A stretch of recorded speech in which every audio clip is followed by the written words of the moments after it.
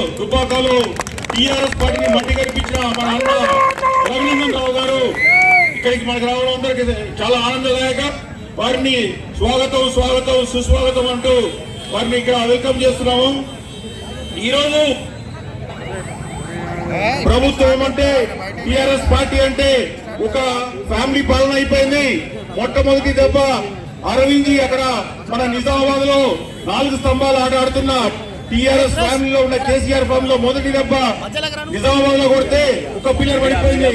రెండో పిల్లర్ దుబ్బాకలో అన్న రఘునందన్ రావు గారు కొడితే రెండో పిల్లర్ అక్కడ హరీష్ రావు గారు పడిపోయారు.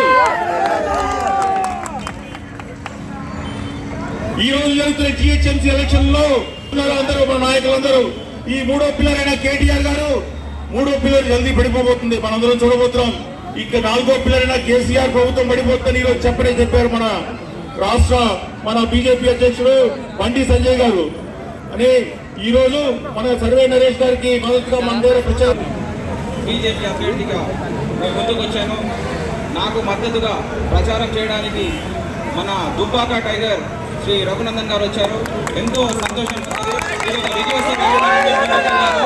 అన్నకు చాలా సమయం లేకపోయినా ఇక్కడికి వచ్చి తన సమయాన్ని మాకు ఇచ్చినందుకు చాలా మత్స్యపోలవరం ప్రజల నుంచి నేను కృతజ్ఞత చెప్తున్నాను.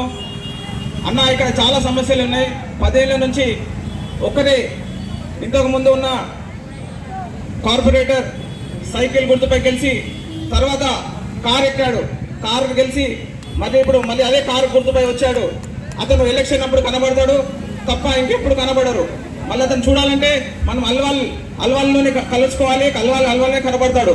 ఎప్పుడు చూసినా ఎమ్మెల్యే పక్కనే కనబడతాడు. ప్రజల సమస్యలు ఎప్పుడు పట్టించుకోలేదు.